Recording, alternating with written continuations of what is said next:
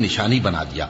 और इब्राहिम को याद करो जब उन्होंने अपनी कौम से कहा कि अल्लाह की इबादत करो और उससे डरो, अगर तुम समझ रखते हो तो ये तुम्हारे हक में बेहतर है।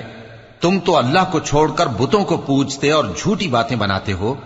जिन लोगों को तुम अल्लाह के सिवा पूजते हो वो तुमको रिज्क देने का इख्तियार नहीं रखते। बस अल्लाह ही के यहां से रिज्क तलब करो और उसी की इबादत करो और उसी का शुक्र करो, उसी की तरफ तुम लौट कर जाओगे। और अगर तुम झुटलाते हो तो तुमसे पहले भी उम्मतें अपने पैगंबरों की तकजीब कर चुकी हैं और पैगंबर के जिम्मे खोल कर सुना देने के सिवा और कुछ नहीं। क्या उन्होंने नहीं देखा कि अल्लाह किस तरह खलकत को पहली बार पैदा करता है, फिर किस तरह उसको दोबारा पैदा करेगा? यह अल्लाह को आसान है।